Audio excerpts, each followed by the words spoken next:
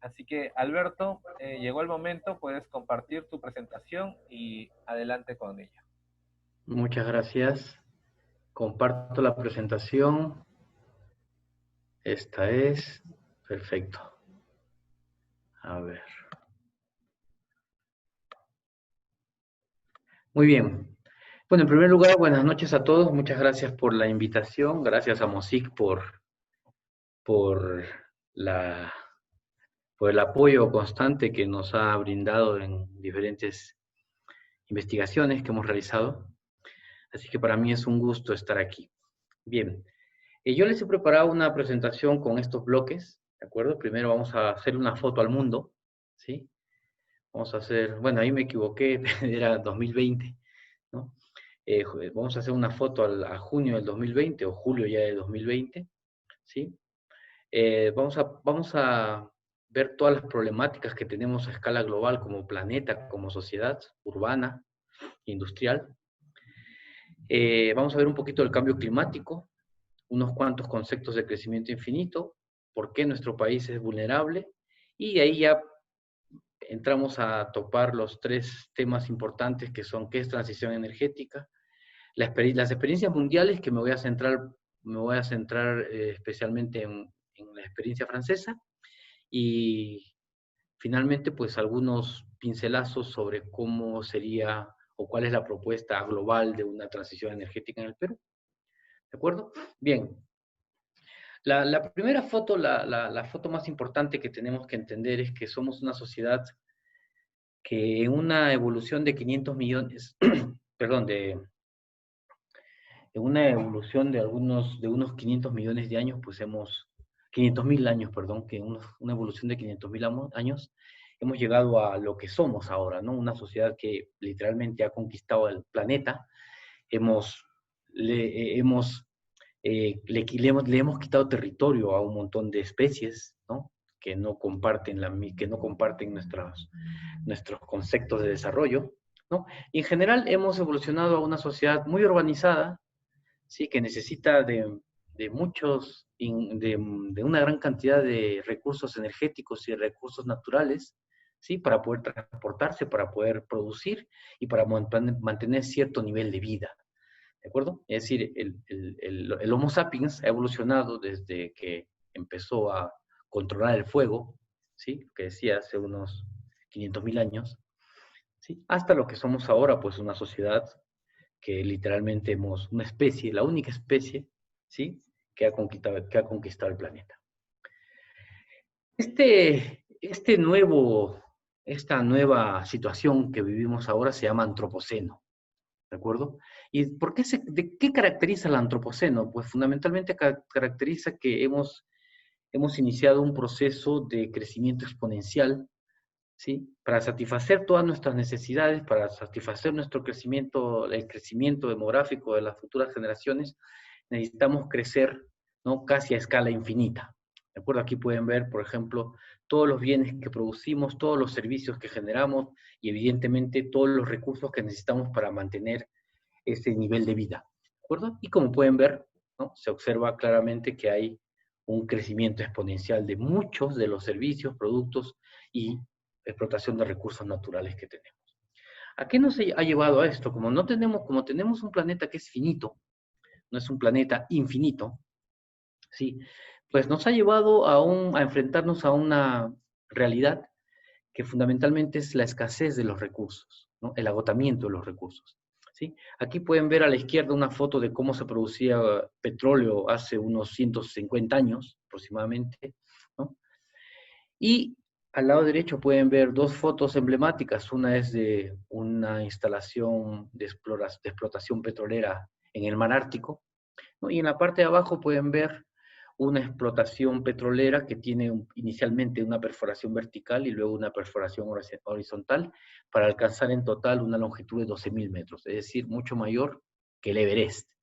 ¿De acuerdo? Y como pueden ver, esa exploración se hace debajo del mar Ajós en la Federación Rusa. ¿De acuerdo? Entonces, este es un hecho, nos enfrentamos a un agotamiento de nuestros recursos energéticos, fundamentalmente el petróleo, porque si no, no buscaríamos tan lejos. Si nos sobrase petróleo en las zonas que tenemos, pues no habría necesidad de buscar en lugares tan alejados. ¿Sí? Pero no solamente son los recursos energéticos, aquí tenemos una lista de recursos naturales y las fechas probables en las que, probablemente estos recursos pues sea muy caro o muy difícil de explotar. ¿De acuerdo? De hecho, en la actualidad, el aluminio, ¿sí? La mitad de la producción de aluminio viene o se obtiene a partir de elementos reciclados, ¿sí? Para que veamos digamos un poco el marco en el que nos estamos moviendo actualmente, ¿sí? No solamente eso, también estamos expoliando nuestros recursos naturales renovables, digamos, ¿no?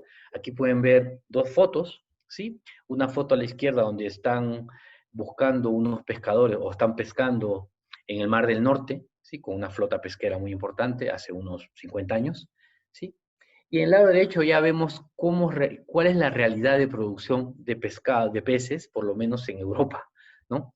Y aquí tenemos una lista de peces en la parte de abajo, ¿sí? Que más o menos entre el 50 y 60% de esta producción viene de piscifactorías. Y es muy probable que en la próxima generación no consuma pescado fresco directo del mar, sino que sea pescado obtenido en piscifactorías, ¿de acuerdo? Necesitamos un territorio más o menos de tamaño de América del Sur para alimentar a toda la población y un terreno más o menos del tamaño de África para la ganadería del mundo, ¿de acuerdo? Toda esta situación, ¿sí? De crecimiento económico, crecimiento industrial, necesidad de satisfacer muchas necesidades, pues nos ha llevado, ¿sí? A un gran impacto medioambiental, ¿sí? Entonces, han confluido en esta época del Antropoceno, julio del 2020, ¿sí? El agotamiento de los recursos, la contaminación ambiental, la escasez de los recursos naturales, tanto que ya tenemos que ya somos capaces hasta reproducir atunes. Hace 20 años era algo imposible, ¿no? Y ahora ya podemos, digamos, cultivar este tipo de pescados, de peces. ¿De acuerdo? Entonces aquí vemos, por ejemplo, otro de los efectos de nuestro gran taller industrial, que es lo que se ha convertido el planeta, ¿sí? Que necesita muchos recursos energéticos, muchos recursos naturales para poder proveer servicios, para poder construir elementos diferentes, ¿de acuerdo? Y evidentemente tenemos, así como construimos, tenemos que desechar. Y pues eso está creando una gran cantidad de contaminación en el planeta, ¿de acuerdo? Otro factor importante es la explosión demográfica, ¿sí? Si en el año 1800 éramos aproximadamente unos 2.000 millones, es muy probable que en el año 2050 lleguemos a ser, perdón, en el año 2100 superemos los 10.000 millones de habitantes. ¿De acuerdo? Evidentemente el crecimiento no es igual en los países del mundo, en las zonas del mundo. En Europa hay una tendencia hacia la baja, mientras que en África hay una tendencia a la alza demográfica. En cualquier caso, sí, aproximadamente cada año tenemos entre 80 y 100 millones de nuevos habitantes en el planeta, cada año. ¿Sí? Para que se hagan una idea de que más o menos en unos 10 años pues tendremos 1.000 millones más de habitantes, ¿sí? Que necesitan ropa, necesitan bienes, necesitan servicios, necesitan consumir, y eso pues implica una presión aún mayor, ¿no? A toda esta situación actual de escasez y agotamiento de los recursos. También hemos creado una sociedad muy desigual, ¿no? Aquí podemos ver a una estimulante figura intelectual, ¿no? Que aparece en muchas películas, ¿sí? Y podemos ver, por ejemplo, que el consumo del estado de Nueva York, ¿sí? Con 20 millones de habitantes, es equivalente al consumo de prácticamente todo África, exceptuando los países mediterráneos, ¿no? Que, bueno, al tener mucho petróleo y barato, pues tienen un mayor consumo energético. Y Sudáfrica, que es un país relativamente bastante desarrollado, ¿no? Entonces, todo lo que consumen en Nueva York es equivalente a lo que se consume en África, que son aproximadamente 800 millones de personas, ¿no? Esa es la desigualdad que se ha creado, ¿de acuerdo? Entonces, en resumen, ¿sí? El antropoceno ha generado una sociedad urbanizada, diseñada para el vehículo, ¿sí? Con grandes carreteras para transmitir personas, mercancías, bienes, ¿de acuerdo? Que necesita grandes recursos naturales, muchos recursos energéticos, que genera contaminación, ¿sí? que calienta el medio ambiente, que deforesta y por tanto afecta el hábitat de muchas especies. Bueno, esta es un poquito la foto actual, la foto que tenemos. ¿De acuerdo? A esta foto evidentemente hay que añadirle quizás un nuevo factor de transición, que le llamo yo, que sería el COVID-19, ¿no? Todavía no sabemos con certidumbre cómo vamos a vivir en los próximos años, incluso décadas, ¿sí? Porque todavía no tenemos, no hemos encontrado una vacuna. Se dice que se encontrará a fin de año, pero realmente no se sabe. Y no sabemos si esa vacuna será globalizada o será un negocio más de las grandes farmacéuticas mundiales, ¿no? No sabemos eso. De hecho, la charla la estoy dando de forma virtual porque evidentemente por el tema del COVID no puedo estar en Lima. Aquí tienen un poco de bibliografía, ¿sí? Para que puedan profundizar en estos conceptos, ¿sí? 3 documentos muy interesantes, se los pueden descargar de internet.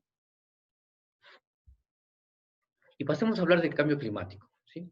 El cambio climático es algo que, si hace unos años o hace algunas décadas había mucha gente que aún dudaba, ¿sí? de la existencia del cambio climático, incluso no le daba mucha importancia, ¿sí? Ahora del cambio climático hablan las principales agencias internacionales. Aquí tienen 3 de ellas, donde pueden encontrar información muy buena de todo el tema energético global, ¿sí? La Agencia Internacional de la Energía, que es un organismo europeo, ¿sí? Financiado por los estados de Europa, y es, digamos, el brazo armado del conocimiento energético, y sus estudios son los que un poco rigen, ¿sí? El comportamiento de los países europeos a largo plazo en relación a temas energéticos. Asimismo, sí tenemos la Energy Information Administration, que es la agencia, en este caso americana, ¿sí? Que como pueden ver también está preocupada por el tema de los gases de efecto invernadero y el cambio climático. Y incluso la Agencia Internacional de Energía Atómica habla, ¿cierto?, de cambio climático, pero evidentemente desde su perspectiva, ¿no? Los atómicos, entre comillas, consideran que ellos son una energía limpia, ¿no? Eso podríamos discutirlo, ¿no? Bien, aquí tienen información, ¿sí? O evidencias de que el cambio climático es una ciencia, ¿de acuerdo? Es una ciencia, ¿sí? Es una ciencia que ya tiene unos años, tiene muchísimo conocimiento generado y por tanto pues tiene unos pilares científicos, metodológicos que la sustentan, que la avalan como ciencia. Aunque evidentemente todavía tenemos algunas estimulantes figuras intelectuales como el presidente de los Estados Unidos, bueno, que tiene su visión particular de lo que es el cambio climático. Pero son muy pocos ya. Este es un poco, digamos, el contenido, ¿de acuerdo? O los ejes fundamentales de la ciencia climática. Básicamente, ¿qué es? Es muy sencillo. Nosotros, como seres, como sociedad urbana, agroindustrial o agroindustrializada, ¿no? Tenemos un gran número de actividades, ¿sí? Quemamos combustible, tenemos industria, producción energética, agricultura, etcétera, etcétera, etcétera. Todas estas actividades, ¿sí?, industriales o agroindustriales, ¿sí?, generan emisiones. ¿De acuerdo? Es lo que se llama el efecto invernadero. Esas emisiones, ¿sí?, son las que generan el calentamiento global. Y ese calentamiento global se expresa a partir de una serie de efectos, ¿sí? Aumenta el volumen, aumenta la altura del agua, ¿sí? Se pierden glaciares, ¿sí? Hay procesos de desertificación, etcétera, etcétera, etcétera. Todos esos cambios climáticos regresan a nosotros, ¿de acuerdo? Regresan a nosotros y nos generan una serie de impactos, ¿sí? Como pueden ser pérdidas de biodiversidad, de efectos ambientales muy serios, ¿sí? Afecta a nuestras normas de ganadería y pesca, hay también una expansión de las enfermedades, etcétera, etcétera. Es decir, este es el ciclo, ¿de acuerdo? Aquí lo tienen un poquito mejor presentado porque esa gráfica, la anterior, estaba un poco borrosa, ¿sí? Pero este es, digamos, el camino, ¿sí?, de lo que es el proceso, ¿no?, de cambio climático generado por nuestras actividades antropogénicas. ¿De acuerdo? ¿Cuáles son? Bueno, pues aquí tienen lo que se llama un diagrama de Sankey, ¿no?, donde podemos ver claramente cuáles son esos gases de efecto invernadero. Concretamente son 4, ¿sí? el dióxido de carbono, el metano, el óxido nitroso y los fluoroclorocarbonos, ¿de acuerdo? Que son refrigerantes, ¿sí?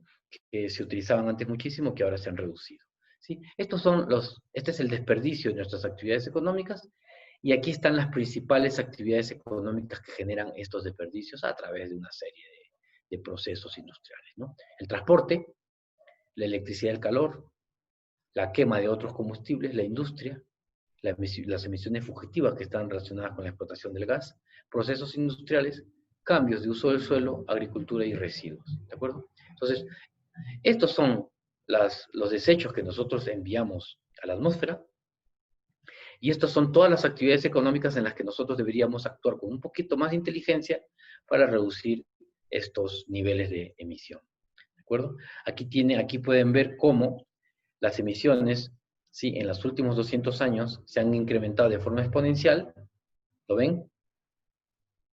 ¿Sí? Estas emisiones de gases de efecto invernadero, ¿sí? Y además se ajustan perfectamente a esas primeras imágenes que les mostré de crecimiento potencial exponencial de todas nuestras actividades económicas, ¿de acuerdo?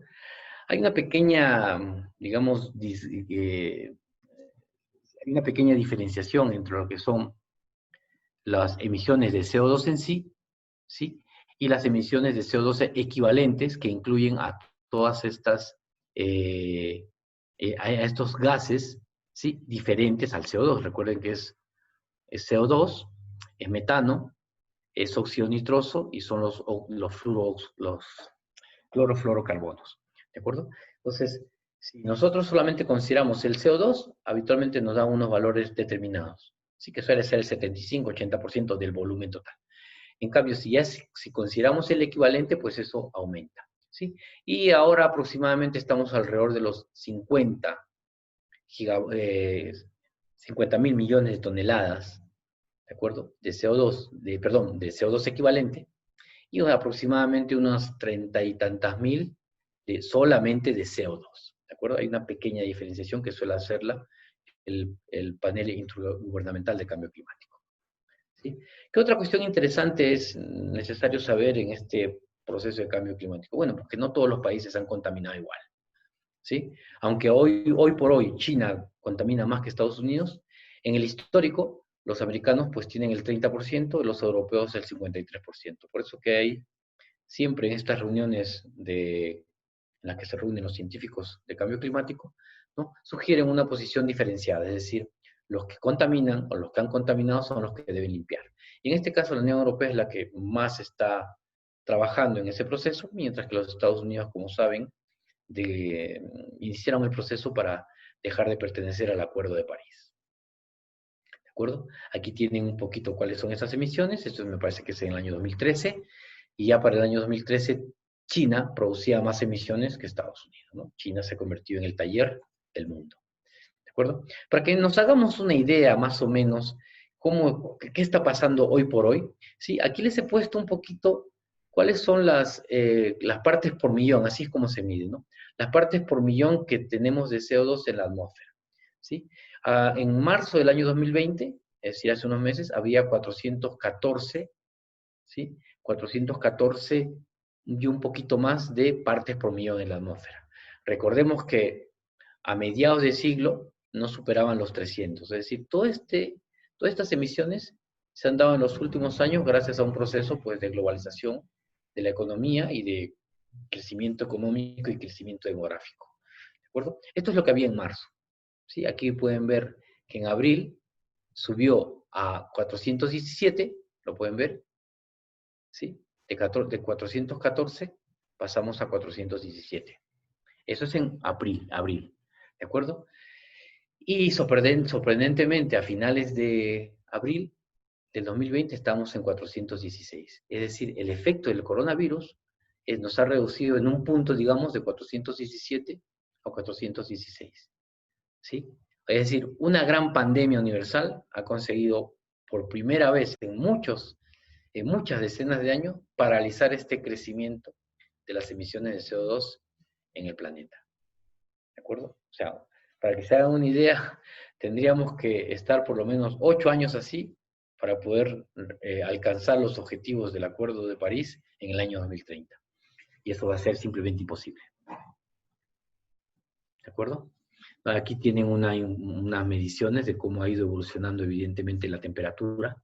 Recuerden que el CO2 lo que hace es calentar la temperatura ambiente, y aquí podemos ver que en los últimos 180 años, aproximadamente 160 años, ¿sí?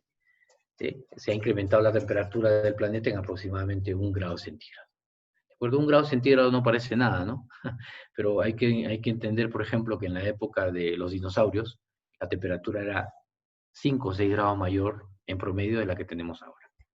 Para que se hagan más o menos una idea de cuánto CO2 había en esa época.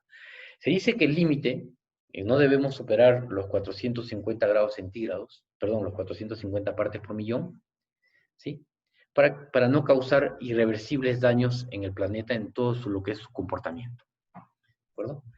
¿Qué más? Aquí tenemos esos valores de media de temperatura, cómo se han ido incrementando año tras año. ¿De acuerdo? Es decir, esto es una realidad, ¿no? Las actividades antropogénicas nos han generado un calentamiento global. Y ese calentamiento global tiene efectos muy serios, ¿sí? Principalmente en las masas de hielo. Aquí podemos ver en un mapa del planeta todas esas masas de glaciares que existen en el mundo, ¿sí? En el caso peruano, nosotros tenemos aproximadamente 75% de todos los glaciares cercanos al Ecuador, ¿de acuerdo? Y hemos perdido aproximadamente un 40 y tanto por ciento del volumen de nuestros glaciares en los últimos 20 años, ¿sí? Entonces ahí se observa claramente, ¿no? La dinámica en el polo norte y en la Antártica es un poquito diferente, ¿sí? Porque en el polo norte, pues los hielos mucha parte de eso, mucho hielo está flotando. Por tanto, la pérdida de esa masa, por la ley de Arquímedes, no implica un incremento. Pero en cambio, la pérdida de masa glaciar en Groenlandia sí que afecta a la salinidad, primero, del Ártico, y segundo, pues afecta evidentemente al incremento de la altura del agua. ¿De acuerdo? Se dice que hacia el año 2100 podría incrementarse entre 60 centímetros y 1 metro el nivel del mar, ¿no? En el caso del Perú eso sería gravísimo porque tenemos muchas zonas en la costa bajas, ¿no? Y 1 metro de altura no es lo mismo que trasladar ese metro de altura a lo ancho, ¿de acuerdo? ¿No? Entonces ya les estaba explicando que aquí tenemos ejemplos de deshielo, ¿sí? De glaciares. Esto es un glaciar en Europa.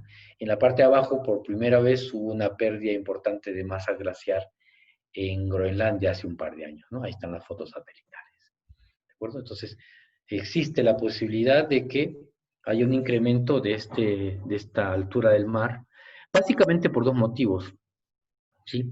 El mar es un gran absorbedor de CO2, y al absorber CO2 se calienta y por tanto se expande, ¿no? Ese sería un 40%, 50% del total. Y el otro 50% pues se debería a ese deshielo de los glaciares y de los cascos polares. ¿Cómo puede afectar esto además? Bueno, no sé si ustedes sabrán que existe una cinta termorreguladora en el planeta, ¿de acuerdo? Esta es una marea caliente, ¿sí? Que fluye hacia el norte, más o menos a la altura de Islandia, cambia su nivel de salinidad, se hunde, ¿sí? Y luego ya reaparece en las zonas calientes del Océano Índico y del Océano Pacífico, aproximadamente por donde está Hawái, ¿de acuerdo? Y esta cinta termorreguladora del calor es la que permite, por ejemplo, que los inviernos en Europa no sean tan fríos, ¿de acuerdo? Y una destrucción, de hecho, esta cinta termorreguladora se formó, ¿no? Cuando se cerró el canalismo de Panamá, ¿de acuerdo? Yo veo que están levantando la mano algunos amiguitos, pero vamos a cerrar primero la presentación y al final hacen sus preguntas, ¿sí? Para no entrar en debates, ¿no? Otro efecto importante del cambio climático es la intensidad de los fenómenos naturales, como pueden ser los huracanes, ¿de acuerdo? Que cada vez son más intensos y más numerosos, ¿sí? Entonces, hay una serie de indicios, pues, que muestra que el cambio climático es un asunto serio a escala global y por eso que se han formado, ¿sí?, una serie de acciones, se están realizando una serie de acciones, básicamente bajo el amparo de las Naciones Unidas, ¿no? En el año 1982 se firmó el Convenio Marco de las Naciones Unidas en Río de Janeiro, ¿sí? Y a partir de ahí se hacen reuniones periódicas. La más emblemática, o una de las más emblemáticas por lo menos, fue la de París en el año 2015, que reemplazó a lo que era el tratado de Kioto, ¿sí? Y que es la que actualmente estamos, en la que se está trabajando a escala global y que empezará teóricamente a funcionar a inicios del próximo año, es decir, hasta el 2020 se preparan las cosas y a partir del 2021 se vendrá la parte de aplicación práctica. ¿De acuerdo? Uno de los organismos más importantes es el Panel Intergubernamental de Cambio Climático, ¿sí?, que periódicamente hace informes. El próximo informe me parece que tiene 5 informes hasta ahora, cada 6 años aproximadamente, y el próximo informe será en el año 2022, ¿sí?, en su 6º informe. En esos informes, pues este panel nos da una revisión sistemática de toda la ciencia que se ha generado en todo el mundo en relacionados a temas de cambio climático. Y a partir de esa información que ellos revisan, ¿sí?, que ya ha sido evidentemente publicada en revistas científicas, ¿no?, realizan informes, ¿sí?, estructuran toda esa información y la presentan al mundo. ¿De acuerdo? Aquí tienen el último reporte del año 2014. ¿Sí? ¿Qué es lo que dice el protocolo de Kioto? ¿Qué es lo que plantea fundamentalmente? Bueno, pues el protocolo de Kioto lo que fundamentalmente plantea es que no debemos superar en ningún caso los 2 grados de calentamiento a escala global, es decir, de promedio. ¿De acuerdo? Y para eso ha planteado una serie de iniciativas, ¿de acuerdo?, que luego han sido trasladados a cada país, ¿no? La diferencia con el Tratado de Kioto, o el Protocolo de Kioto, es que si en el de Kioto solamente participaban básicamente los países desarrollados, ahora todo el mundo tiene que participar, incluso los países no desarrollados o en vías de desarrollo. Tienen que presentar sus planes, ¿sí?, que se llaman las contribuciones nacionales. O sea, cada país tiene que hacer una contribución. En el Perú hemos decidido que debemos reducir nuestras emisiones en un 30% con relación al año 2012. ¿De acuerdo? Esa es un poco la idea, ¿sí? Entonces, ese es el protocolo de París. También tiene una bolsa de financiación de 100.000 millones de dólares al año a partir del año 2021. Es decir, hay una serie de recursos que se van a proveer para que los diferentes estados, evidentemente hay un trasvase no solamente económico, sino también tecnológico, ¿de acuerdo?, para poder cumplir con estos compromisos y evitar que hayan daños irreversibles si llegamos a superar los 2 grados centígrados. ¿De acuerdo? En esta parte también me gustaría indicarles que evidentemente puede haber un efecto, ¿no? Se considera un efecto, un factor de transición, digamos, al COVID-19. Como pueden ver en la imagen, esto es China antes del virus y esto es China en plena cuarentena, ¿de acuerdo? Entonces podemos ver cómo este pequeño e invisible virus, ¿sí?, ha reducido prácticamente a 0 las emisiones en China, ¿de acuerdo? ¿No? Y aquí tienen algunos ítems fundamentales de este acuerdo, ¿sí?, que aunque no establece fecha, considera que para el año 2100 ya deberíamos haber estabilizado e incluso la Unión Europea ha decidido que alcanzará la neutralidad de emisiones en el año 2050. Hay una financiación en un tramo, como pueden ver, de 100.000 millones. También continúa la diferenciación, ¿sí? Pero ya hay objetivos muy claros para el año 2050, una responsabilidad compartida entre países en vías de desarrollo y países desarrollados. Y otra cuestión interesante es que periódicamente se va a hacer una revisión de los objetivos, ¿sí?, del alcance de los objetivos. Cada país deberá revisar sus alcances y reprogramar, evidentemente, su estrategia. ¿De acuerdo? Aquí tienen un poquito cuál va a ser esa ruta que se ha decidido hacer. Como pueden ver aquí, están las diferentes. Aquí arranca, ¿sí? En el año 2020 debería arrancar este tema de las contribuciones nacionales. y cada periódicamente se va a hacer una revisión, se va a hacer una en el año 2025, ¿de acuerdo? En el COP31 y se van a sacar unas conclusiones el COP36, ¿de acuerdo? Recuerden que el COP que iba a haber este año ha sido ya cancelado, ¿sí? Y esta es un poco las trayectorias, los escenarios que han planteado en el Acuerdo de París. Como pueden ver ustedes, ¿sí? Tenemos varios escenarios. El escenario business as usual, en el cual podríamos llegar hasta 60.000 millones de emisiones en la atmósfera. Esto implicaría unas temperaturas superiores a 2 grados centígrados, aproximadamente 4 o 5 grados centígrados.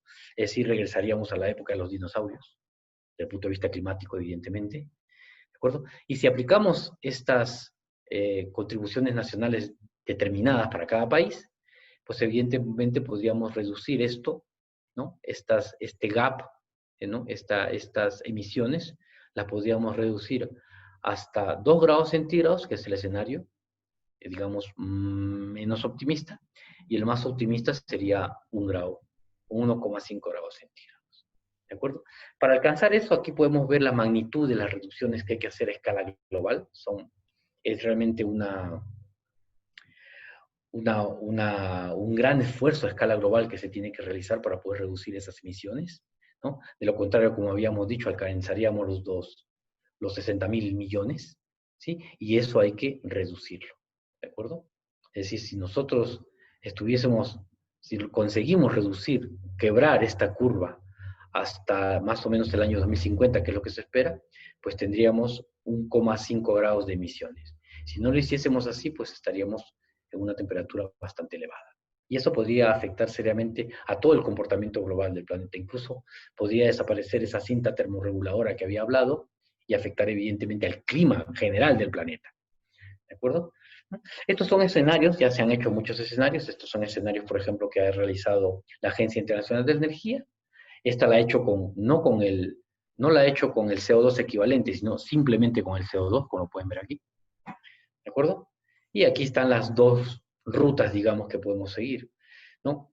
Esta que suponía alcanzar en el año 2050, ¿sí? Y esta probablemente ya sea la más realista, ¿no?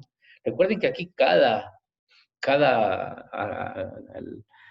organismo, digamos, hace su propia predicción, ¿de acuerdo? Lo que sí es cierto es que tenemos que actuar en diferentes aspectos, ¿sí? Y estos son los aspectos más importantes para doblar esa curva, ¿sí? La Agencia Internacional de la Energía dice, si queremos llegar al año 2050 a unos 10.000 millones de emisiones de efecto invernadero en la atmósfera, ¿sí?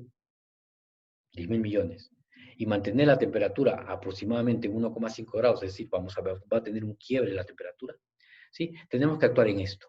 ¿Y qué es esto? Bueno, pues eficiencia energética, lo más eficiente que podamos ser.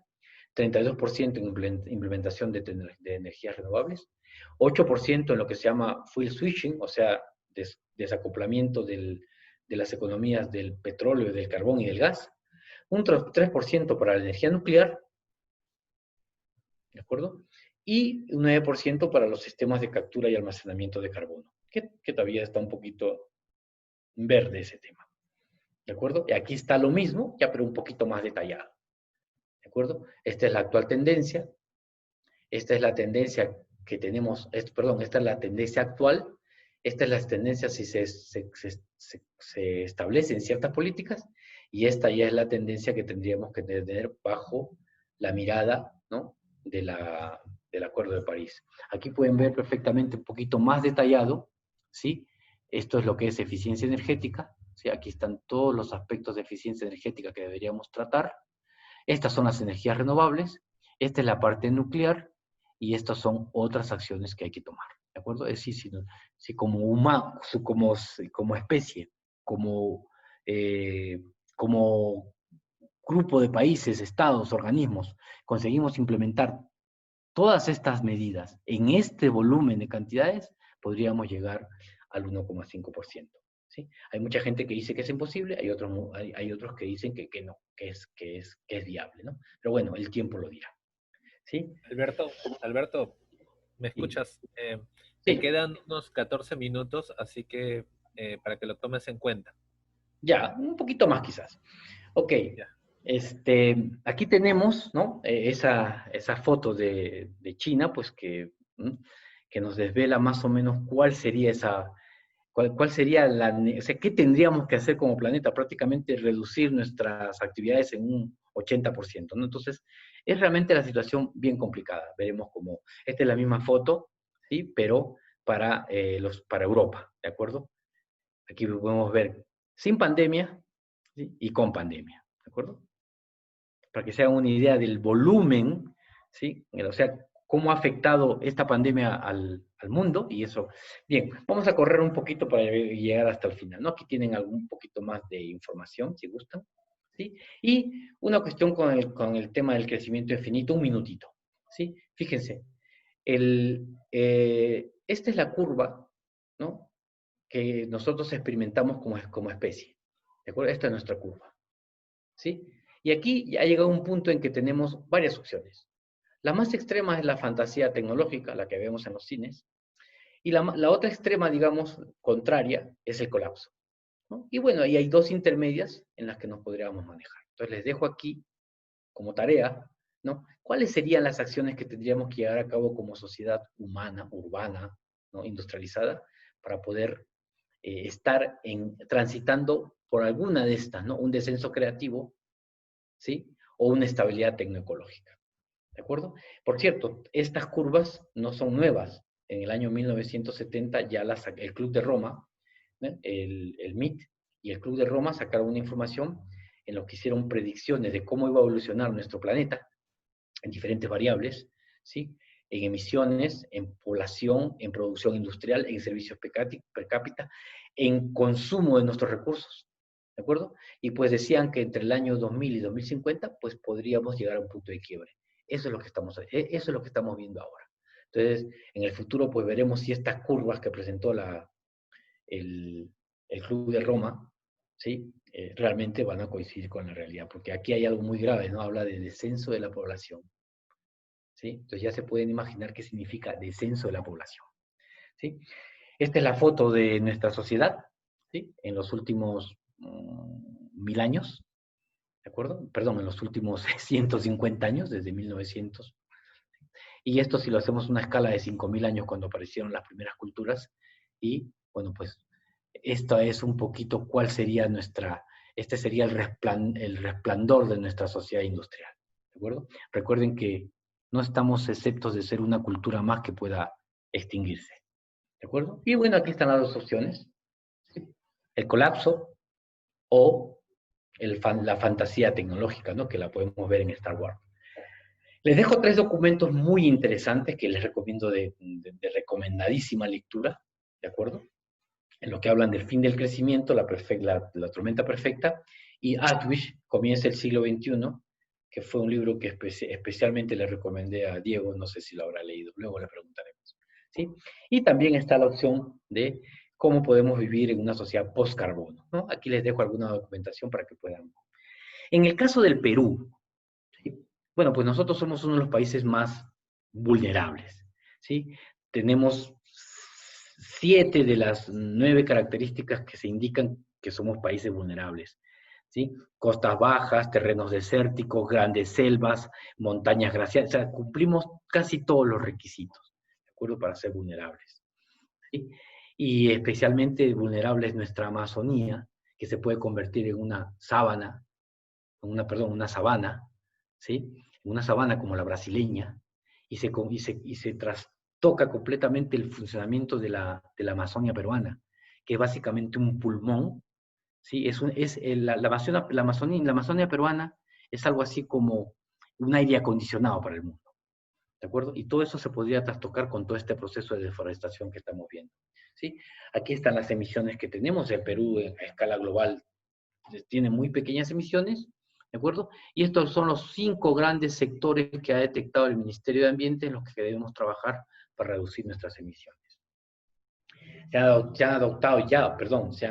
Se han desarrollado 91 medidas de adaptación, es decir, para ser más resilientes, y 62 medidas de mitigación para reducir nuestras emisiones, ¿sí? Y aquí está un poco el panorama que tenemos al año 2030. Tenemos que reducir en un 30%, ¿sí? Esta curva creciente de emisiones, ¿no? Y pues aproximadamente son unas 89 millones de toneladas que tenemos que reducir. A escala global es muy poquito, ¿de acuerdo? Y aquí les he detallado todas esas medidas de mitigación que el Perú tiene que tener, ¿de acuerdo? Y un librito para que busquen la información.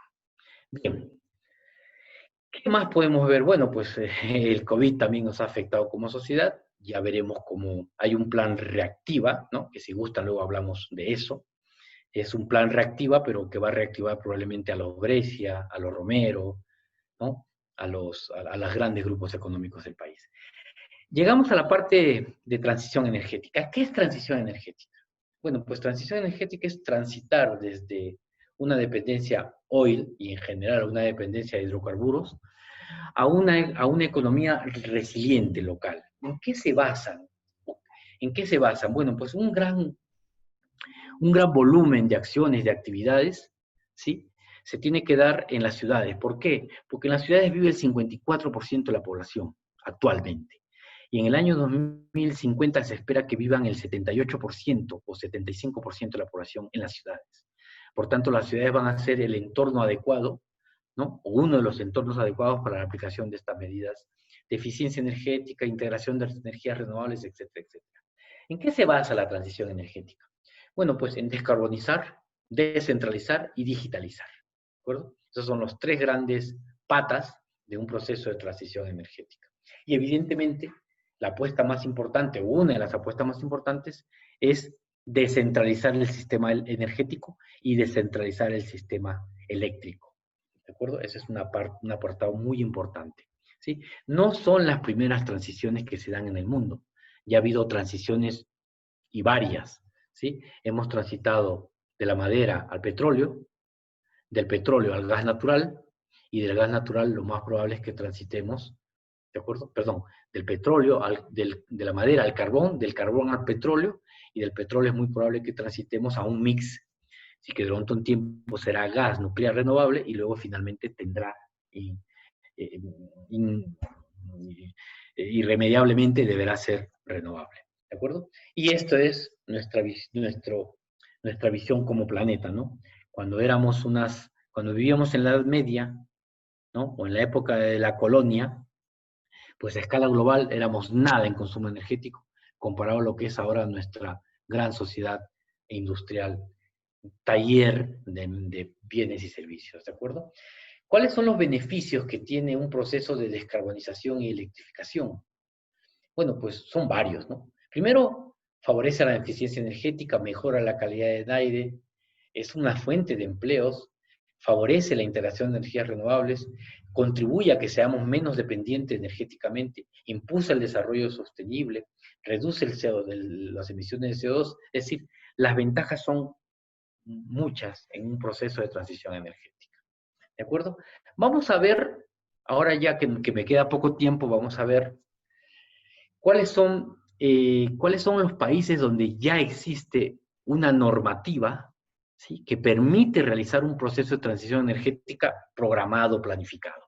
¿De acuerdo? Aquí les he puesto 4 imágenes, ¿sí? En España está a punto se está tramitando un proyecto de ley de cambio climático y transición energética. En México tienen su ley de transición energética, ¿sí? En Francia tienen su ley de transición energética hacia una economía circular, así se llama. Y en Chile tienen toda una hoja de ruta y un plan energético al año 2050. ¿De acuerdo? Nosotros solo tenemos un plan, tenemos una ley de cambio climático, pero no tenemos una ley de transición energética, que es lo que se está trabajando en el MOSI. Para ver cuáles son los bloques en los que se ha basado una transición energética real como la francesa, que inició en el año 2015 con la promulgación de esta ley en agosto, ¿sí? Aquí están los grandes bloques. Primero, hay que tener unos objetivos claros, objetivos bien claros, ¿dónde queremos llegar? Segundo, hay que impulsar la eficiencia energética en las viviendas, ¿de acuerdo? Hay que transformar el transporte, hay que implementar una economía circular, hay que fomentar la integración de energías renovables. En el caso francés, además, hay que evidentemente reducir la participación en energía nuclear. Recuerden que en Francia el 70% de la energía eléctrica se produce en centrales nucleares. ¿De acuerdo? Hay que simplificar los procedimientos para integración de renovables, fomento de eficiencia energética, etcétera, etcétera, y hay que mejorar evidentemente todo lo que se llama la gobernanza renovable o de economía circular. Entonces, estos son los 4 bloques que hay, estos son los 8 bloques que se ha detectado en la ley francesa, ¿no? Que son el abanico de acciones que hay que implementar para iniciar y cumplir un proceso de transición energética. Los chilenos tienen 4 pilares, ¿no? Garantizar la seguridad y calidad del suministro, utilizar la energía como motor de desarrollo, ¿sí? Que la energía sea compatible con el medio ambiente y evidentemente hay que educar a las futuras generaciones en una sencillez y sobriedad, en una cultura de sencillez y sobriedad energética. Vamos a dedicarle un minutito o medio minutito, ¿sí? A los diferentes bloques, ¿de acuerdo? Por ejemplo, aquí tienen el bloque de objetivos concretos, ¿sí? Por ejemplo, para ver un par de ellos, ¿no? Los franceses han decidido que en el año 2030, ¿sí? Van a reducir un 40% de sus emisiones con respecto al año 1990, ¿de acuerdo? En el año 2030, el 32% de la energía primaria vendrá de renovables, ¿sí? Van a reducir al 50% la producción de energía eléctrica en el sector eléctrico, evidentemente, ¿de acuerdo? Y van a reducir el consumo de la energía final a un 50%. Estos son los objetivos concretos que ellos tienen, ¿de acuerdo? En el caso de las viviendas, pues han iniciado un proceso de renovación de más de 7 y 8 millones de viviendas, ¿de acuerdo? Cada vivienda tiene que tener una especie de etiquetado energético, ¿de acuerdo? Y si tú quieres recalificar, o sea, vender más cara tu vivienda o alquilar más caro tu vivienda, tendrás que presentar ese etiquetado, ¿de acuerdo? Inicialmente te inducen, ¿sí? Posteriormente te pueden hasta bonificar, y por último, te pueden obligar, incluso penalizar, si no entras en este proceso. ¿De acuerdo? Y el consumo de energía en Europa, en las viviendas, final, puede ser del 40%, 40-50% del total del consumo energético, ¿no? La segunda pata importante es la movilidad, ¿sí? Recuerden que el sistema de transporte es el sistema más contaminante del mundo. Se utilizan muchísimos derivados de petróleo. ¿De acuerdo? Entonces hay que crear un nuevo sistema de movilidad y transporte sostenible.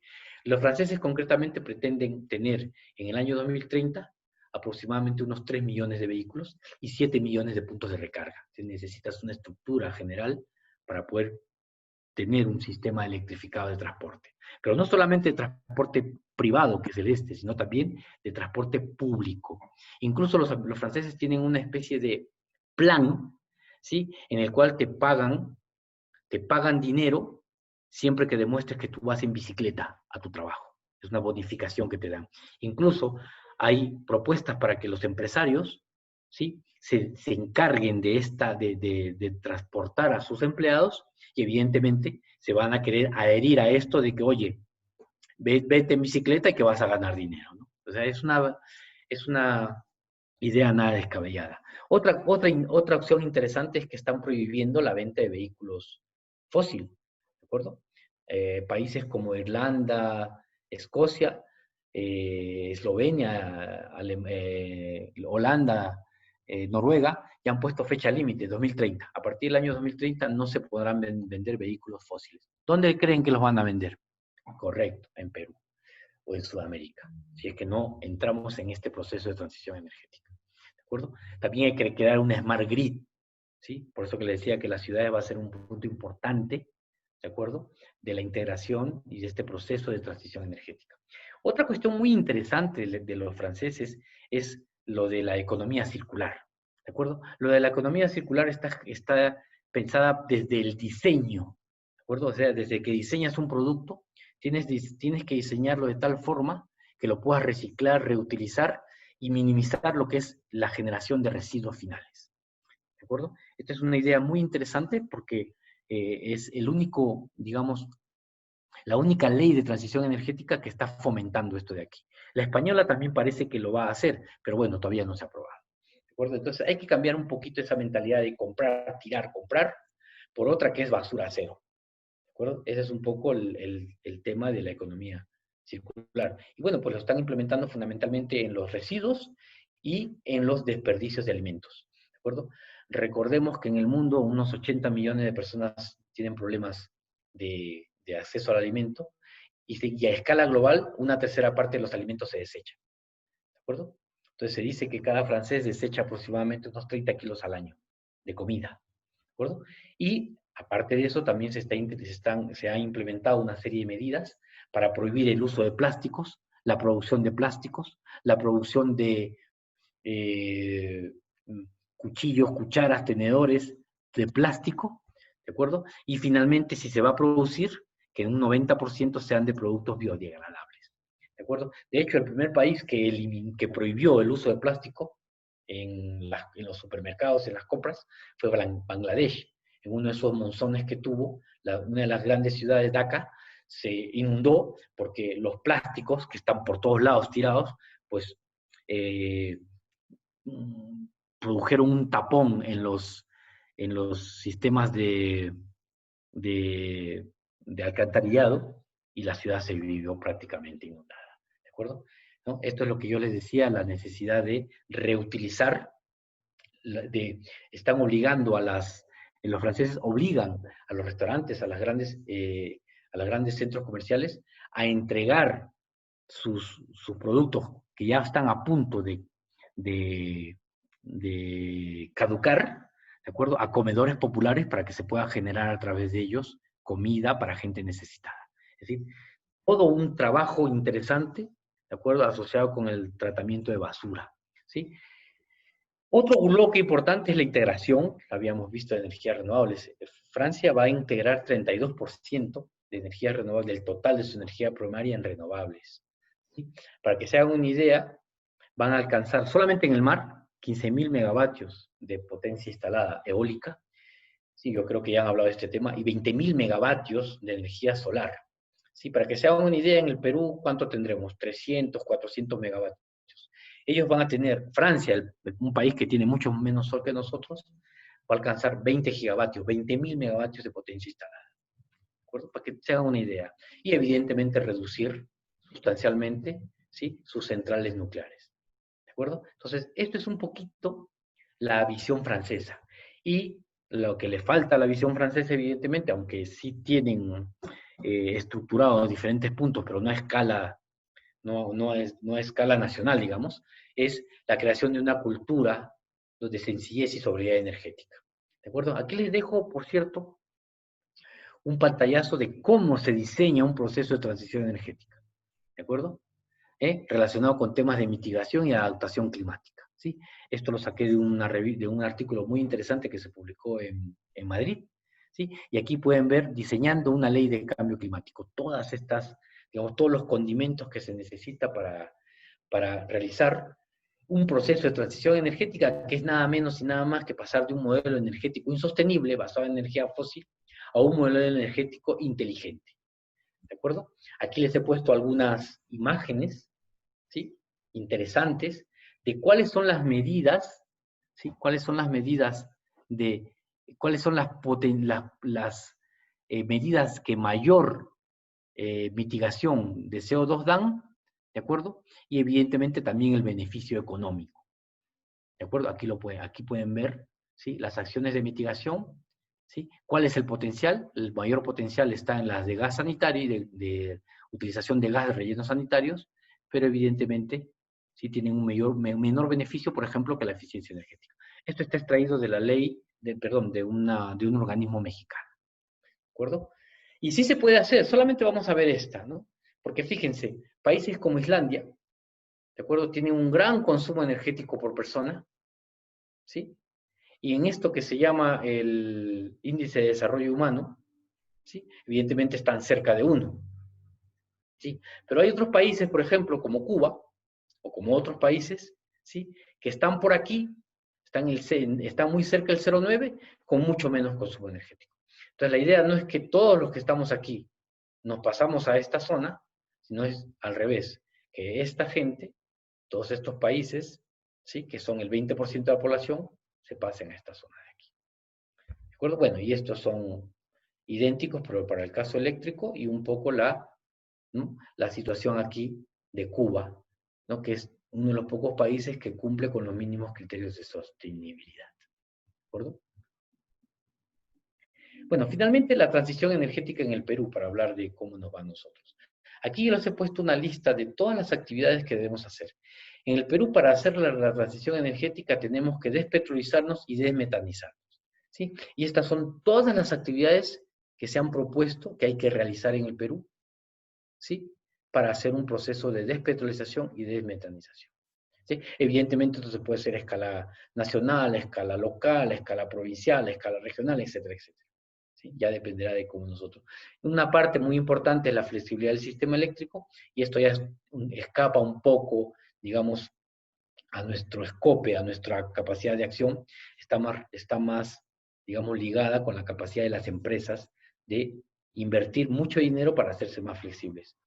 Les he puesto aquí unos lineamientos generales de una estrategia de despetrolización, que si quieren la podemos discutir ahora cuando abramos la charla de preguntas, ¿sí? Pero entre ellas, por ejemplo, lo que se propone es paralizar la aprobación de la Ley Orgánica de Hidrocarburos, una moratoria a la exploración, ¿no? Que tiene que ser, evidentemente, antes de que se haga algo, tendrán que remediar lo que han ensuciado, un cierre planificado de los lotes críticos, y etcétera, etcétera, etcétera.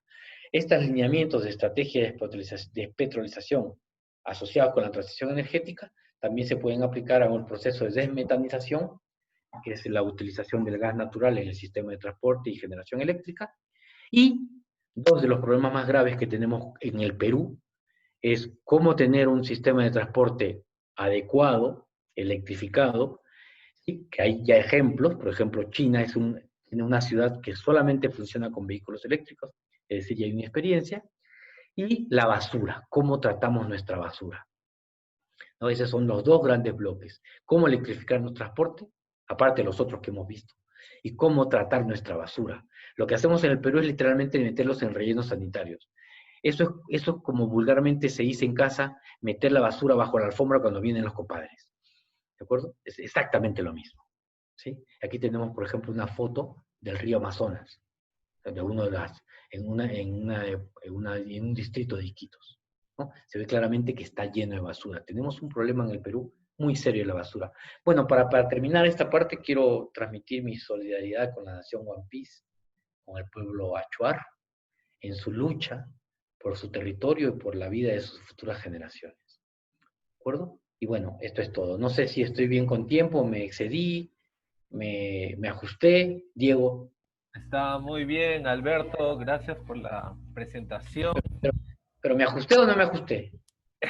Sí, lograste ajustar el tiempo. Bueno, te agradezco que me hayas dado el toque, porque si no, me iba hasta las 9 de la noche. Sí, Y yo supongo que los chicos quieren hacer preguntas. sí, hay algunas preguntas, ¿no? Primero, una curiosidad de una participante, ¿no? De dónde de dónde obtienes tanta información actualizada sobre la cantidad de partículas por millón de CO2 o ese tipo de estadísticas, ¿no? Recordemos que este público está conociendo sobre el tema.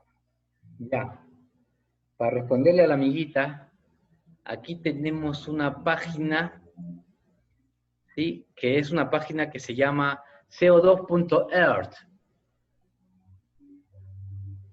De todas formas, yo les voy a dejar, yo te voy a pasar la presentación para que la compartas con los chicos.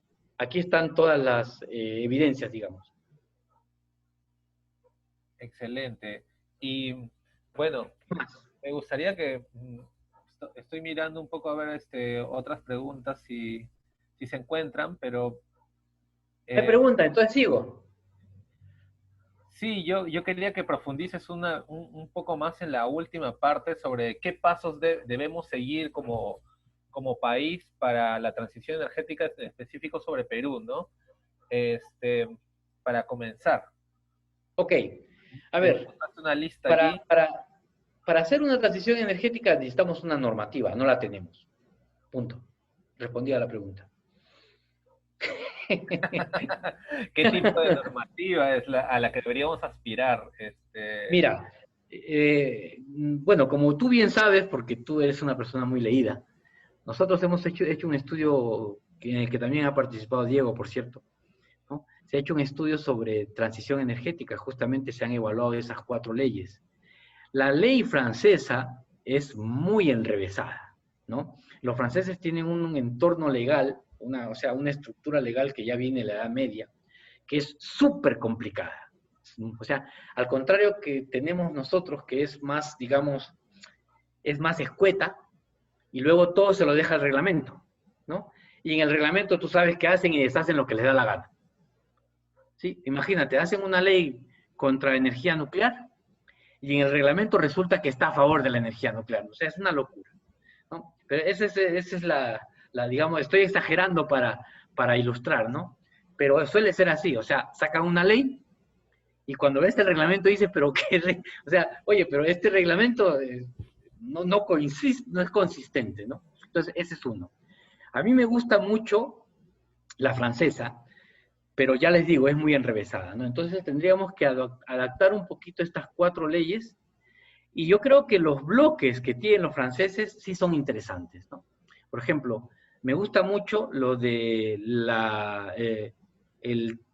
sobre lo de rehabilitar las viviendas. Sí, en el Perú, por ejemplo, nosotros tenemos en el Perú una normativa, tenemos un código técnico de edificación, ¿sí? Pero es un poquito más, digamos, más suavecito que lo que tienen los franceses. Ellos tienen ya toda una planificación de transporte sostenible, nosotros no tenemos nada de eso, ¿no? Nosotros no tenemos un plan de energías renovables, ellos ya lo tienen. Nosotros tenemos una ley de eficiencia energética, tenemos un plan referencial, pero si me preguntas qué pienso de la ley, te diría jaja. ¿Qué pienso del plan referencial? Te diría jajaja, ¿no? Y bueno, y así, ¿no? Porque está muy bonito, pero no se cumple, ¿no? Recién ahora en el ministerio se han desarrollado una serie de NAMAs, ¿sí? Para que los chicos tengan en mente esto. Las ¿Qué son NAMAs las? son unas Ajá. acciones nacionales de mitigación que están asociadas con estas contribuciones nacionales definidas, ¿no? Determinadas, ¿de acuerdo? Y son unas herramientas para cumplimiento de esas, ¿sí? Y recién tenemos 4. Recién en el Ministerio de Energía y Minas se han desarrollado 4. En total, a escala nacional tenemos, si no me equivoco, 14, ¿de acuerdo? 4 o 5 en el sector agrícola y por ahí yo lo que sé es que hay 5 en el sector de energía. Una que está relacionada con energías renovables, otro con transporte eficiente, otro con eficiencia energética y otro con sistemas no conectados a la red. ¿De acuerdo? Entonces, lo primero habría que, bueno, yo pienso que lo primero que tendríamos que hacer, quizás ahí podrían también colaborar los chicos, ¿no? Es elaborar esa ley, ¿no? Proponer una ley, ¿no? Ahora, evidentemente, estamos en una época un poco rara porque tenemos tenemos un Congreso atomizado, ¿no? Tenemos una situación de incertidumbre, tenemos un Estado que actúa de forma muy extraña y caótica. Para que sepan los chicos, hay un plan reactiva que en los medios de desinformación nacional se le da mucha bomba y resulta que son 60.000 millones de soles que se van a invertir, ¿de acuerdo? En el plan reactiva. Esos 60.000 millones de dólares los van a gestionar ¿quiénes? Correcto. Los 4 bancos más importantes del Perú. Scotiabank, Interbank, BCP y BBVA. ¿De acuerdo? Y el 90% de esos préstamos, ¿a dónde va a ir? Correcto, a las grandes empresas. ¿Cuántos son las grandes empresas en el Perú? El 0,5% del total. El 5% de los empleados del Perú están en ese 0,5% de empresas que van a recibir un montón de millones de dólares, ¿no? O sea que no se entiende, ¿no? O sea, en el Perú el 18% de la población de la población económica activa es independiente. A esos tienes que prestarle, ¿no? A los que ya tienen mucho dinero. En fin, ese es otro tema, ¿no? Entonces, nos queda un trabajo muy serio para poder, queda un trabajo muy serio para poder eh, establecer los lineamientos generales de esta ley y, bueno, pues poder trabajar en todos los planes a largo plazo que podamos nosotros implementar, ¿no? O sea, hay mucho, mucho que hacer. En el Perú estamos literalmente en cero, ¿no? O sea, muy poco en renovables, muy poco en eficiencia energética, no tenemos plan de transporte sostenible, no tenemos una idea clara de cómo quisiéramos gestionar nuestros recursos, nuestros residuos, ¿sí? O sea, hay mucho, mucho que hacer. Sí, tenemos una, como bien dices, tenemos una tarea pendiente de vigilancia y de incidencia para transformar. Y en los diálogos que hemos tenido y también discusiones ya hace un par de años a nivel Perú, algunas otras voces desde las energías plantean también que dentro de las renovables se encontraría el trabajo con el gas y también el tipo de energías generadas a partir de hidroeléctricas, inclusive también el litio y lo nuclear. ¿Tú qué puedes responder a estas propuestas que también quieren incluir esto dentro de esta transición energética? Ok, la energía nuclear, vamos a ver. Yo creo que el que hable de energía nuclear tiene que tener muy, muy, muy claro qué es la energía nuclear, ¿eh? O sea, no es una cosa. eh, eh, los reactores de cuarta generación, bueno, pueden parecer simpáticos, pero nosotros no tenemos capacidad de producción de combustible nuclear. O sea que pasaríamos de depender de los rusos, los franceses, los americanos o los chinos. ¿De acuerdo? Eso es uno. Dos, construir una central nuclear, imposible. Para nosotros como peruanos, imposible. O sea, la podrías comprar y que te la traigan y te den llave en mano. Eso es posible. ¿De acuerdo? ¿Qué más? Eh, Date cuenta que la energía nuclear tiene una trayectoria desde el año 45. En el año 54 recién los rusos presentaron su primer reactor nuclear, átomos para la paz, ¿no? Y a partir de ahí se ha desarrollado la tecnología nuclear, pero es carísima, ¿sí? O sea, cuesta realmente 5 o 6 veces más que una energía solar, ¿de acuerdo? Eso es uno. Tampoco está muy claro cuál es el tema cómo se van a tratar los residuos, ¿de acuerdo? Tú puedes tener la mejor central nuclear, la más perfecta, la que nunca le pasan accidentes, pero luego al final tienes Chernóbil, Fukushima, ¿no? Nunca pasa nada hasta que pasa, ¿no? Entonces, yo creo que ahí está la circunstancia, la circunstancia que hay que evaluar, ¿no? Y luego hay otro tema importante, ¿no? Yo creo que nosotros podríamos apostar por una medicina nuclear, por potenciar un sector de medicina nuclear. Yo creo que eso, incluso el Perú tiene una central nuclear en Guarangal de unos 20 megavatios, si no me equivoco, que produce isótopos, ¿no? Eso quizás podríamos potenciarlo porque eso sí que es necesario. Pero energía nuclear no la necesitamos. El Perú lo que necesita es energías renovables, necesitamos eficiencia energética, ¿sí? Estoy hablando de energía nuclear de fusión, no de fisión, ¿sí? Que es diferente. O sea, las centrales, los reactores nucleares que tenemos tipo Fukushima, esos en el Perú no los necesitamos, porque además, mira, el otro día estuve en una reunión, y hablaron de poder instalar una central nuclear en la Amazonia. O sea, jalado de los pelos, ¿no? En primer lugar, las centrales nucleares son rentables a partir de 1.600 megavatios. O sea, tienes que ser un gran, inmenso país con muchísima necesidad energética, porque si se te va esa central, pierdes estabilidad en el sistema eléctrico. Y no hay mini centrales, mini reactores de 100 megavatios, de 200, no existe. O sea, son de 1.600 para arriba, con lo cual es imposible. Iquitos consume 50 megavatios. O sea, si pones una central de 1.600, ¿qué haces con el resto? Imposible, ¿sí? Entonces, nosotros consumimos 6.000 megavatios. O sea, 7.000 megavatios de potencia en hora punta. Pones una central nuclear, se te cae el sistema. O sea, técnicamente, desde el punto de vista de funcionamiento del sistema, no podemos tener esto. Y tenemos suficientes recursos para utilizar el sol, el aire, la energía geotérmica. poder ser más eficientes, podemos reducir sustancialmente, como ahora lo van a hacer los franceses, a un 50% su consumo final. Con eso no necesitas construir nada, simplemente necesitas mantener una estabilidad del sistema.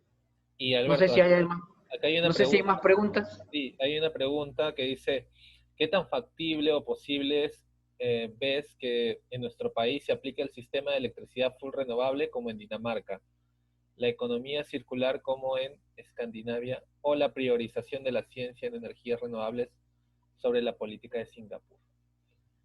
Wow, Sí. me están tomando la lección. A ver, la primera pregunta era ¿Qué tan de factible es que se aplique Dinamarca.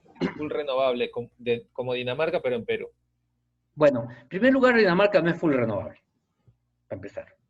¿Sí? Dinamarca tiene una gran penetración renovable, pero no es totalmente renovable. ¿De acuerdo? Eso es uno.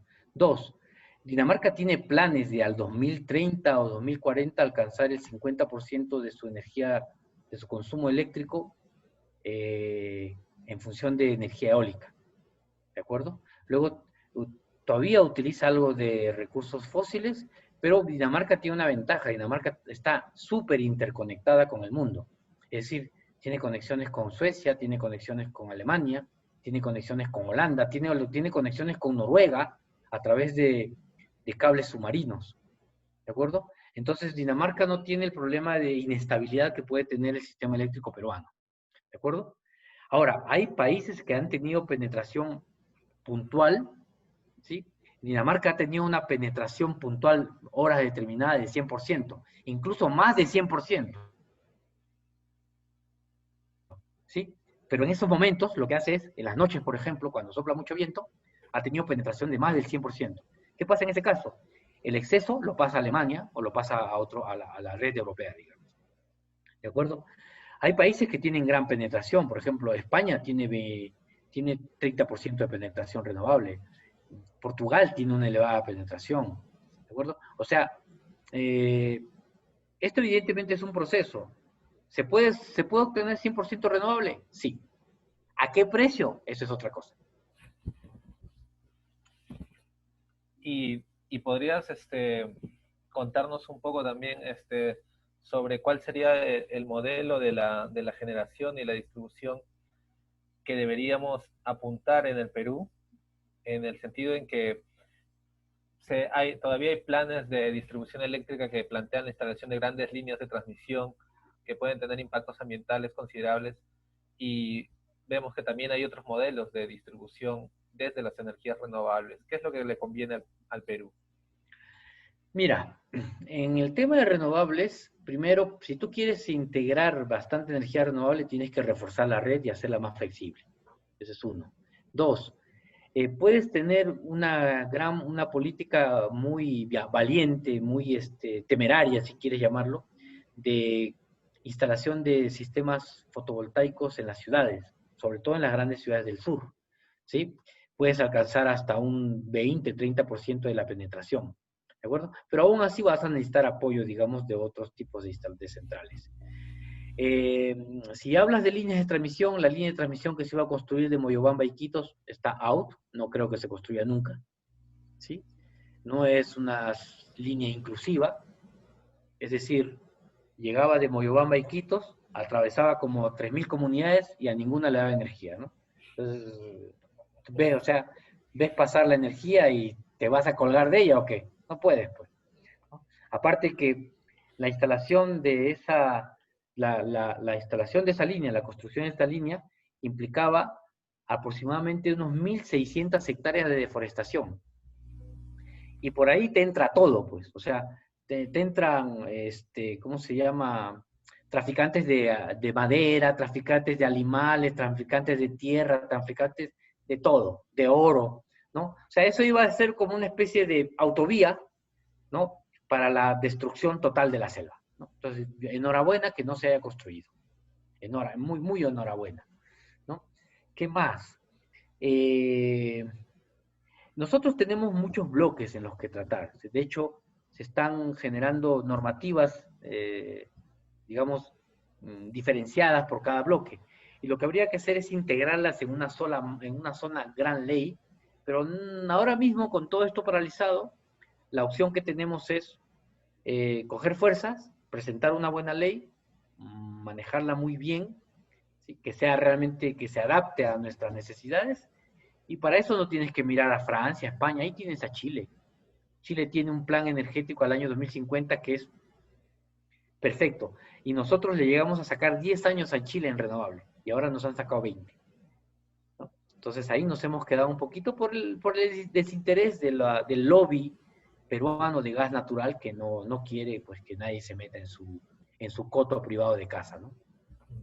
Básicamente. Bien, aquí tenemos, han surgido unas 6 preguntas, 6 preguntas. sí, las Las voy a más hacer. fáciles. Sí, acá hay una facilísima, mira. Luis Valdión pregunta, dice, hay quienes indican que para abastecer de energía más de 7.000 millones de habitantes no bastará con las energías renovables. La energía basada en hidrógeno, ¿qué tipo de energía es? ¿Qué tan factible es su aplicación?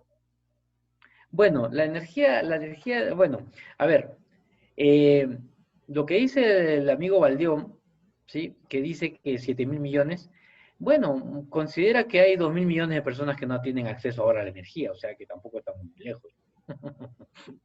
O sea que es muy posible que, es como lo que, o sea, acceso a la energía puedes tener, pero ¿para qué? Para un par de bombitas de luz, la radio, ¿no? En cambio, como tenías en la foto, ahí tienes a Schwarzenegger con su tremendo camión de hidrógeno, ¿no? El hidrógeno es muy posible que sea rentable económicamente en unos años. En Alemania ya es rentable incluso a nivel de almacenamiento y se puede utilizar como sistema de transporte a larga distancia, ¿no? También en los aviones, también se puede utilizar en los trenes, en los camiones, o sea, donde, digamos, necesitas mucha energía y muy compacta, ¿de acuerdo? 7.000 millones de personas, sí puedes darles energía, depende cuánta, ¿no? Por ejemplo, yo le voy a cambiar la pregunta al señor Valdión, ¿sí? Ahora mismo, con lo que tenemos, no podemos, o sea, si quisiéramos que todo el mundo, los 7.000 millones, coman como los franceses, ¿sí? Con ese derroche, coman como los franceses, ¿sí? Necesitaríamos 3 planetas. Pero si nosotros viviésemos como se vive en Burkina Faso, pues podrían alcanzar 50.000 millones de personas en el planeta. O sea, todo depende cómo consumas, ¿no? Bien, aquí hay otra pregunta de Denis Virgües.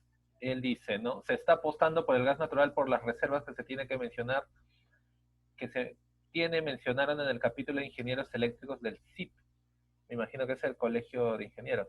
Y que este gobierno también los está impulsando. Esos planes y reservas no son un escollo para desarrollar e implementar las renovables en Perú. A ver, no entendí muy bien la idea de la pregunta. Él dice que Me en el parece Perú, que dice que hay suficientes reservas de gas natural y que ese ¿para es el cuánto? plan. No No especifica. sabe, no sabe, ¿Tenemos, no responde. ¿Tenemos suficientes reservas de gas? No tenemos. Siguiente pregunta. A ver, Correcto. en el Perú tenemos aproximadamente de reservas reales que podemos utilizar 14 TCFs, ¿de acuerdo? Y consumimos al año 0,5. Divide 14 entre 0,5 y eso te da el tiempo que tenemos de gas, 28 años, ¿sí? Pero es que no es que vamos a esperar a que se acabe el gas, pues. Más o menos en el 2030 y tantos, 32, ya no vamos a tener suficiente gas para satisfacer las necesidades que tenemos ahora. No lo digo yo, lo dice el mismo ministerio, por favor, y busquen la información, si quieren yo se la paso.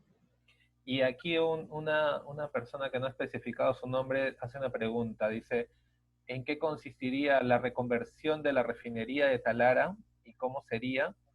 Si esto, ¿qué se debe hacer con el oleoducto norperuano? ¿Qué se debe hacer con el oleoducto norperuano?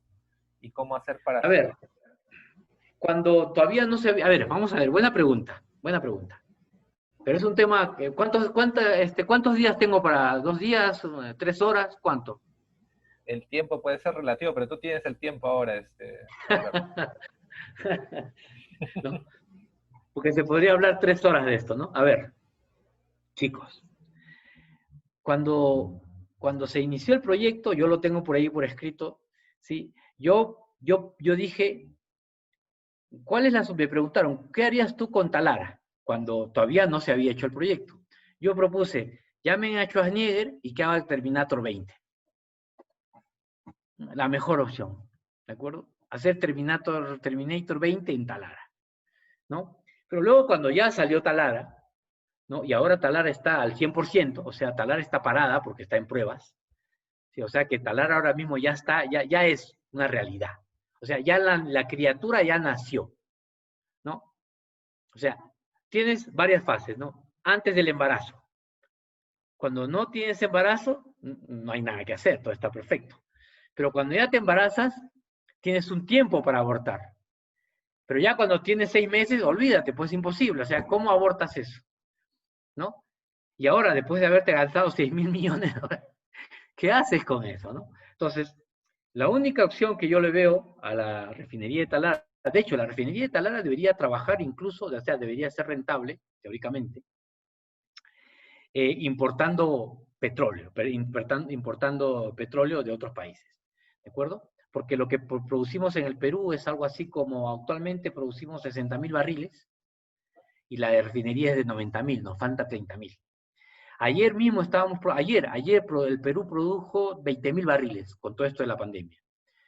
Y tenemos una refinería de 90.000, ¿de acuerdo? Entonces, ¿qué haría yo con el petróleo? O sea, ¿cuál es mi propuesta? Yo desmantelaría el oleoducto norperuano. Así de simple. Es una chatarra que es un peligro para las comunidades.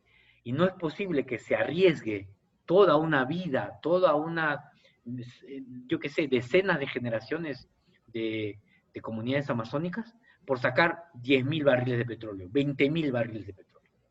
¿Sí?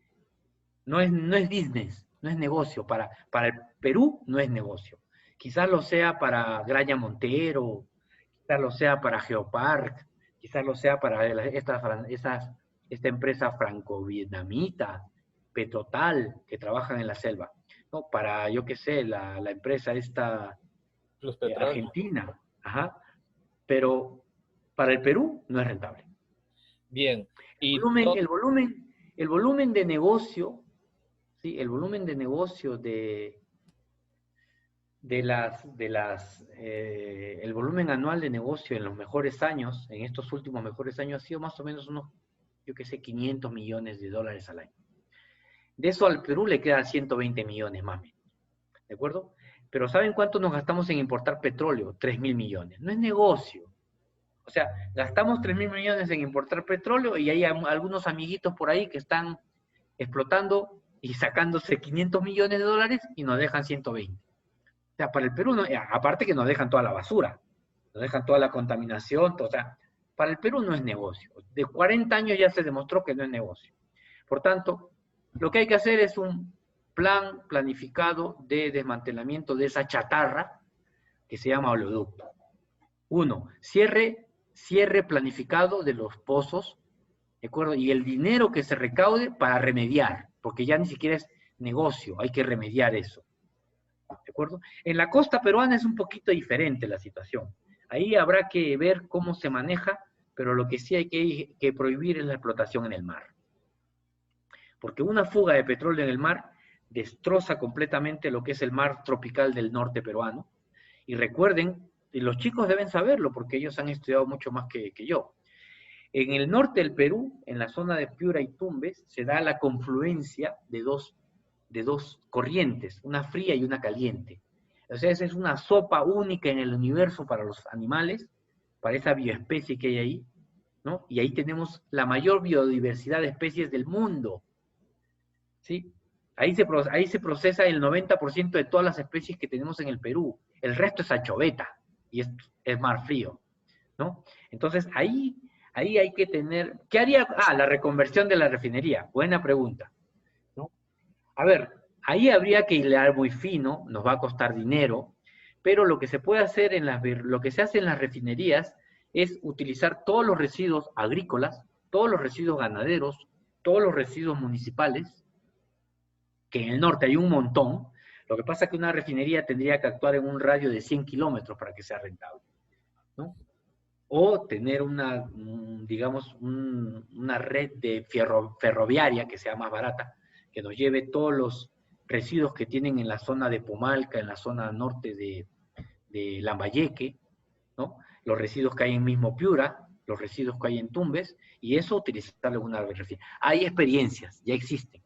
Enel, la principal petrolera italiana, hace unos 7 años, pudo reconvertir una gran refinería. O sea, la tecnología ya existe, lo que pasa es que, bueno, así somos en el Perú. En el mundo están cerrando refinerías y nosotros estamos construyendo. Un país que puede ser considerado mágico, pero a la vez muy contradictorio. Y solo para ir cerrando ya, Alberto, aquí Natalia Castro y nosotros tenía una pregunta. Decía, ¿cuál sería la manera más eficiente de obligar, entre comillas, a todos los países, especialmente Perú, a que cambien energías limpias? La mejor manera bueno, aquí hay varios aspectos, ¿no? Primero, evidentemente, culturizar a la gente. Estamos constantemente bombardeados de una propaganda, bueno, los canales de televisión son fundamentalmente propaganda de la forma de vida de una oligarquía que es, bueno, este, muy exitosa y con mucho dinero, ¿no? Pero ese no es nuestro mundo, será el de ellos, ¿no? Entonces, ese constante bombardeo de que hay que vivir como neoyorquinos o londinenses, primero eso hay que sacárselo de la cabeza, ¿no? Entonces, hay que entender que somos un país que tenemos que vivir con austeridad, ¿no? Me refiero con austeridad energética, ¿no? Hay que ser muy austeros desde el punto de vista energético.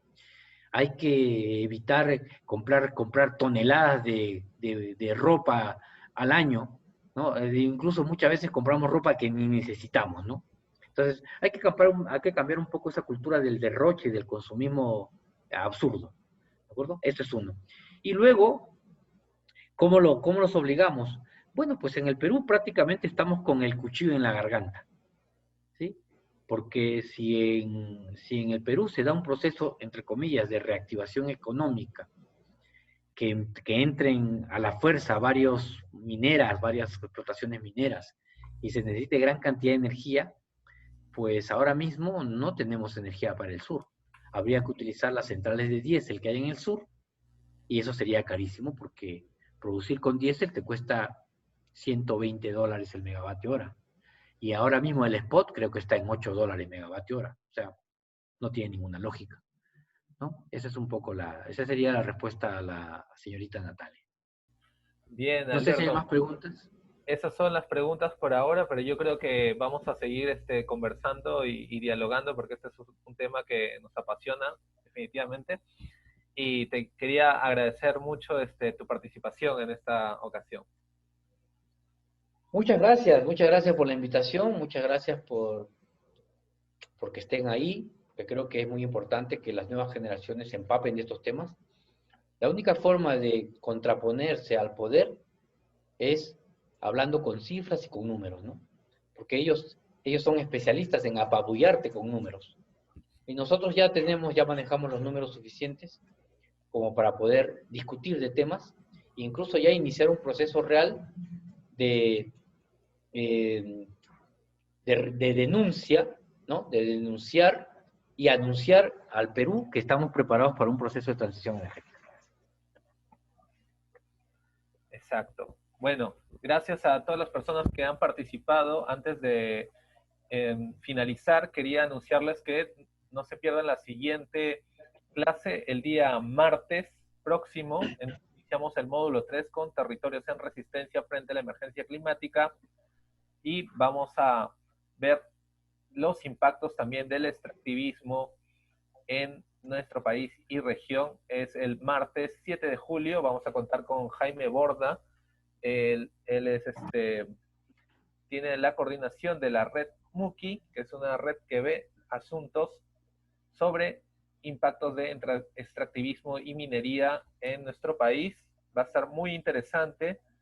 Además, les comento que estén muy atentos a las redes sociales de MOSIC porque ya en clases anteriores muchos han manifestado su inquietud por realizar alguna acción muy pronto y se vienen sorpresas, así que les pido que estén atentos estos días y el inicio de la próxima semana porque se vienen acciones para enfrentar el cambio climático. No puedo decir más, este es solo un adelanto.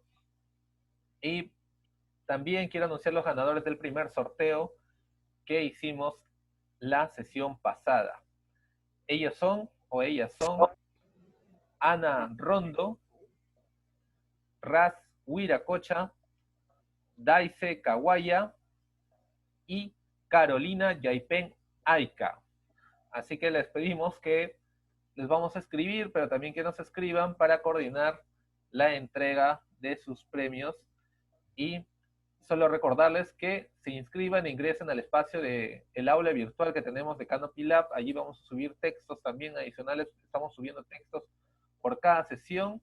Estén muy atentos, ya se viene, vamos a mencionar el trabajo final que van a tener para este curso, esta escuela para activistas. Y bueno, doy por finalizada esta sesión. Nos vemos el próximo martes a las 7 de la noche. Participen de los sorteos, lean las lecturas que les hemos dejado, participen en el foro en Canopy y estén atentos a los llamados de MOSIC que pronto vamos a salir. Así que nos vemos, que pasen un buen fin de semana, muy buenas noches a todas y todos. Gracias. Hasta luego, muchas gracias, que pasen bien.